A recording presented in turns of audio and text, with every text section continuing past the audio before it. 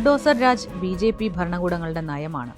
ന്യൂനപക്ഷങ്ങൾ കൂട്ടത്തോടെ താമസിക്കുന്ന പ്രദേശങ്ങളിൽ ബുൾഡോസറുമായി എത്തി നിർദാക്ഷിണ്യം വീടുകൾ പൊളിച്ചുമാറ്റി ആയിരങ്ങളെ തെരുവിലാക്കിയ BJP സർക്കാരുകളെ ഡൽഹിയിലും UPയിലും നാം കണ്ടു.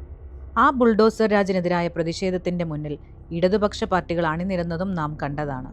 അന്ന് പ്രതിഷേധിക്കാൻ ഒന്നും മിനക്കെട്ടില്ലെങ്കിലും പ്രസ്താവനയിലൂടെ ആ നീക്കത്തെ അപലപിക്കാൻ കോൺഗ്രസും ഉണ്ടായിരുന്നു. രാജ്യത്തെ പ്രധാനപ്പെട്ട ഒരു മതനിരപേക്ഷ രാഷ്ട്രീയ പാർട്ടി എന്ന ലേബൽ ഉണ്ടായിരുന്ന ഒരു പാർട്ടിയായിരുന്നു കോൺഗ്രസ്. പുതിയ നേതൃത്വത്തിന് കീഴിൽ ആ ലേബൽ അവർക്ക് നഷ്ടമായിട്ട് കാലങ്ങളായി. ഹിന്ദുത്വ രാഷ്ട്രീയത്തിന്റെ കാർഡ് ഉപയോഗിച്ച് രാഷ്ട്രീയ നേട്ടം കൊയ്യാൻ BJPയോടൊപ്പം മത്സരിക്കുന്ന കോൺഗ്രസ് നേതൃത്വത്തെയാണ് നാം ഇപ്പോൾ കാണുന്നത്.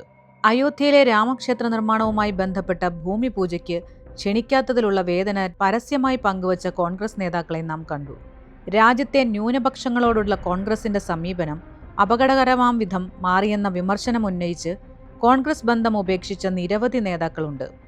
അവർ ഉയർത്തിയ വിമർശനങ്ങൾ ഇപ്പോഴും അന്തരീക്ഷത്തിലുണ്ട്.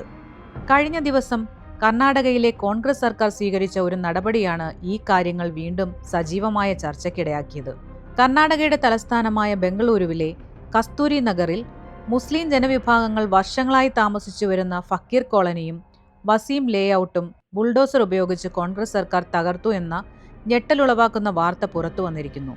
ഒരു മുന്നറിയിപ്പുമില്ലാതെ പുലർച്ചെ പോലീസ് സംഘം ബുൾഡോസറുമായി എത്തി വീടുകൾ തകർക്കുകയായിരുന്നുവെന്നാണ് പ്രദേശവാസികൾ പറയുന്നത്. ഒഴിപ്പിക്കൽ സംബന്ധിച്ച ഒരു അറിയിപ്പും ഇവർക്ക് നേരത്തെ നൽകിയിരുന്നില്ല. നൂറുകണക്കിന് പാവങ്ങൾ ഏകപക്ഷീയവും മനുഷ്യത്വ വിരുദ്ധവുമായ ഈ നടപടിയെ തുടർന്ന് തെരുവിലേക്ക് വലിച്ചെറിയപ്പെട്ടു. വസ്ത്രങ്ങളും അവശ്യ സാധനങ്ങളും ഉൾപ്പെടെ ഒന്നും എടുക്കാൻ കഴിഞ്ഞില്ല എന്ന് അവർ വേദനയോടെ പറയുമ്പോൾ മനുഷ്യത്വമുള്ളവരുടെ ആകെ ഹൃദയങ്ങളെ അത് നൊമ്പരപ്പെടുത്തും. ഒഴിപ്പിക്കൽ വിവാദമായതിനു ശേഷം ഒഴിപ്പിക്കപ്പെട്ടവരിൽ ചിലർക്ക് താമസ സൗകര്യം നൽകാമെന്ന് കർണാടകയിലെ കോൺഗ്രസ് ഗവൺമെന്റ് പറയുന്നുണ്ട്. എന്നാൽ ഇവരെ പുനരധിവസിപ്പിച്ച ശേഷമല്ലേ ഒഴിപ്പിക്കൽ നടപടികൾ ആരംഭിക്കേണ്ടത്? ഇവിടെ തെറ്റ് സർക്കാരിന്റെ ഭാഗത്താണ്. എന്തൊക്കെ ന്യായീകരണങ്ങൾ നിരത്തിയാലും തെരുവിൽ കുടുംബങ്ങളെ തണുപ്പിൽ വലിച്ചെറിയും മുൻപേ അവരെ പുനരധിവസിപ്പിക്കേണ്ടതായിരുന്നു. ബുൾഡോസറുകൾ എന്നത് ഒരു നാഗരിക സമൂഹത്തിന് ചേർന്നതല്ല. ഈ പ്രദേശം വിമാനത്താവളത്തിനടുത്തായതിനാൽ റിയൽ എസ്റ്റേറ്റ് വില ഇവിടെ കുതിച്ചുയരുകയാണ്. ഇതിന് പിന്നിൽ ഒരുപാട് ദുരൂഹതകളുണ്ട്. DK ശിവകുമാർ ഇതിനെ ന്യായീകരിച്ച രീതി കൂടുതൽ സംശയങ്ങൾ ഉണ്ടാക്കുന്നു. ഉത്തരേന്ത്യയിലെ ഭരണകൂട ഭീകരതയുടെ മാതൃക ദക്ഷിണേന്ത്യയിലേക്ക് വ്യാപിക്കുകയാണോ എന്ന സംശയം ആരെയും ആശങ്കപ്പെടുത്തുന്നതാണ്. വെറുപ്പിന്റെ രാഷ്ട്രീയത്തിനെതിരെ ആരംഭിച്ച സ്നേഹത്തിന്റെ കടയിലും വെറുപ്പ് തന്നെയാണോ വിൽക്കുന്നത് എന്ന ചോദ്യം സ്വാഭാവികമായി ഉയർന്നതാണ്. കുടിയൊഴിപ്പിക്കലിൽ സർവവും നഷ്ടമായ പാവങ്ങളുടെ വേദന കാണുകയും അവർക്ക് നീതി ഉറപ്പാക്കുകയും ചെയ്യുകയാണ് പരിഷ്കൃത സമൂഹത്തിന്റെ കടമ. കിടപ്പാടമില്ലാത്ത ഒരാൾ പോലും ഉണ്ടാകാൻ പാടില്ല എന്നതായിരിക്കണം പുരോഗമന സമൂഹത്തിൽ ഭരണകൂടങ്ങളുടെ സമീപനം.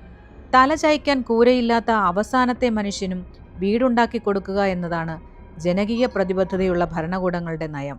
ആ നയം പിന്തുടരാൻ കോൺഗ്രസ് സർക്കാരുകൾക്ക് കഴിയാതെ പോകുന്നു. മനുഷ്യരായി പോലും പരിഗണിക്കപ്പെടാത്ത ഒരു ജനത ഈ സമൂഹത്തിൽ ഇപ്പോഴും ജീവിക്കുന്നു എന്നത് നമ്മെ വ്യാകുലപ്പെടുത്തുകയെങ്കിലും ചെയ്യേണ്ടതല്ലേ? ആ വ്യാകുലത കോൺഗ്രസിന് ഇല്ലാതെ പോകുന്നത് എന്തുകൊണ്ടാണ്?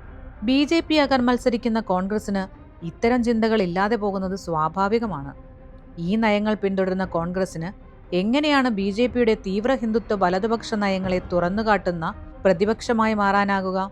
ഉത്തരമില്ലാത്ത ചോദ്യങ്ങളായി ഇത് നമുക്ക് മുന്നിൽ നിൽക്കുന്നു.